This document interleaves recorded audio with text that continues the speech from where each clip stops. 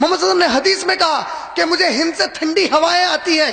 یہ پاگل لشکر طیبہ جو غزوہ ہند کی حدیث ویب سائٹ پر ڈالتے ہیں، یہ جاہل اپنی دکان چلا رہے ہیں. غزوہ ہند کے بارے میں جو حدیث ہے وہ سنن نسائی جلد نمبر 4 حدیث نمبر 3177 3177، جس میں نبی صلی اللہ علیہ وسلم نے فرمایا میری امت کے 2 جماعت ہیں، 2 گروہ ہیں جسے جہنم کی آگ ہرگز نہیں چھوئے گی.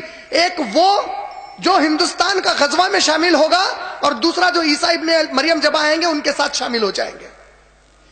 نبی صلی اللہ علیہ وسلم فرماتے ہیں غزوہ ہند کے بارے میں جو حدیث ہے، ابو ہریرہ رضی اللہ تعالیٰ عنہ فرماتے ہیں یہ حدیث، یہ غزوہ مکمل ہو چکا.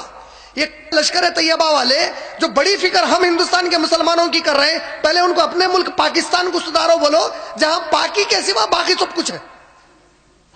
ہماری فکر کرنا چھوڑ دو بولو ان کو. اور جو کشمیر کے بارے میں نعرے لگا رہے ہیں، یہ صرف سیاست ہے. کشمیر کے مسلمان ہمارے ہندوستان کو چھوڑ کر جائیں گے تو ان مسلمانوں کا نقصان زیادہ ہے فائدے سے زیادہ. کہاں جائیں گے؟ پاکستان کے پاس. بنا سو ملک آج تک نہیں سنبھال لے. کس کے بنانے پر بنائے؟ ایک ایسا جنا جس کا سنی جماعت سے تعلق نہیں، دین سے تعلق نہیں، اسماعیلی شیعہ کے نام پر بنائے. اسماعیلی شیعہ کے نام پہ بھروسہ کر کے ملک بنائے پورا، جس کو اسلام سے کوئی تعلق نہیں. کم بخت کو شراب پینے والا، سور کا گوشت کھانے والا جنا، نمازیں نہیں پڑھنے والا جنا، یہ ان کا قائد اعظم ہے. ہم ہندوستانی مسلمانوں کا قائد اعظم محمد رسول اللہ صلی اللہ علیہ وسلم. بے شک یہ ہم کو سبق سکھانے نکلے. یہ حدیث ڈالتا ہے کشمیر کو الگ کرنے. ہمارے کشمیری بھائیوں کو بعض اوقات عقل نہیں آتی. کہاں جاتے رہے الگ ہو کے؟ پاکستان میں جاتے جس کی خود کی حالت خود کے پیر پہ ٹھہرا ہوا نہیں ہے.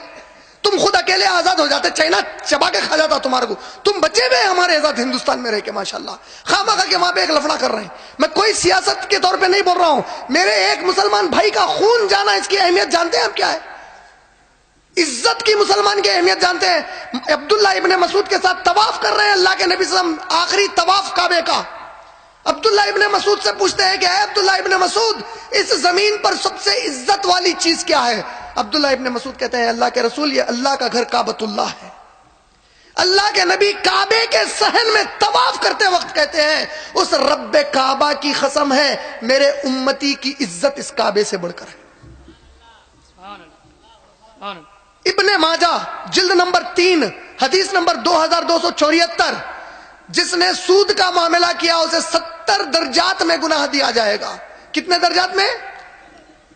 سب سے چھوٹا سگی ماں سے زنا، سگی ماں سے زنا سب سے چھوٹا. صحابہ نے کہا یا رسول اللہ، سب سے چھوٹا گناہ خود اتنا بڑا ہے تو 70 میں سب سے بڑا کیا ہے؟ میرے مسلمان امتی کی عزت اچھالنا. بولے اللہ محفوظ رکھے. اللہ کے نبی صلی اللہ علیہ وسلم فرما رہے ہیں کہ اللہ کی نظر میں ماں کے ساتھ 70 بار زنا کرے تو جو گناہ ہے وہ صرف ایک مسلمان بھائی یا بہن کی عزت اچھالے تو اتنا گناہ ہے. یہ امت کی اہمیت ہے میرے بھائی. ہم پورے جب تک متحد نہیں ہوں گے حالات نہیں بدلنے والے. آپ جانتے ہیں زمین میں جتنی بدامنی ہے اس کی ذمہ دار اللہ کی کتاب نے کس کو ٹھہرایا؟ سورہ انفال سورہ نمبر 8 کی آیت نمبر 73 میں اللہ کہتے ہیں کہ یہ جو غیر مسلم ہیں یہ آپس میں ایک دوسرے کے دوست ہیں. جب تک تم ان کی طرح ایک دوسرے کے دوست نہیں بنتے زمین پر بہت بڑا فتنہ اور فساد ہوگا. بولے ہم ذمہ دار ہیں پوری گڑبڑ کے زمین کے اوپر. تو ان حالات میں اس ایک بات کو بھول جاؤ.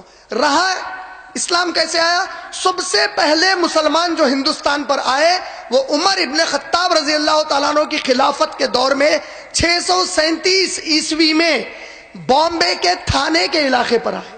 یہ سب سے پہلی تاریخ ہے ہندوستان کی، سب سے پہلی مرتبہ یہاں پر آئے. پھر میں لشکر طیبہ کو بتانا چاہ رہا ہوں غزوہ ہند کی حدیث کشمیر پہ فٹ کر رہے ہیں. اتنی بھی معلومات نہیں ہے کہ اللہ کے نبی صلی اللہ علیہ وسلم جب یہ حدیث بیان کر رہے تھے آدھا افغانستان بھی ہندوستان کا حصہ تھا. تو کوئی بھی لشکر اگر وہاں پہ بھی آ گیا افغانستان کا تو غزوہ ہند کی حدیث مکمل ہوگی. تو آپ پہلے کلیئر ہو جائیے کہ 636 میں سب سے پہلا لشکر عمر ابن خطاب کا آیا. وہ صحابہ کہاں تک گئے؟ انڈس دریا تک گئے. عمر ابن خطاب نے کہا کہ حالات بتاؤ. یہاں کے حالات بھجائے گئے کہ یہاں کے مرد حضرات اور عورتیں بہت شرک میں مبتلا ہیں. یہاں کوئی ایسی بڑی چیز نہیں ہے کہ ہم یہاں آ کر اپنی دلچسپی سے کچھ کریں. عمر ابن خطاب نے واپس بلا لیا. سیکنڈ ٹائم عثمان ابن عفان رضی اللہ عنہ کے زمانے میں صحابہ ہے. تھرڈ ٹائم محمد بن قاسم اس جگہ سے آئے. تو اس طرح کئی طریقوں سے آئے, اور جتنے بھی باقی کے صحابہ کے علاوہ جو آئے, آج جس کی بڑی بڑی مزاریں بنے ہوئے ہیں, یہ پورے کے پورے ایران سے آئے. ان میں سے سعودی سے, اللہ کے نبی کے شہر مکہ اور مدینہ سے کوئی بھی نہیں آئے.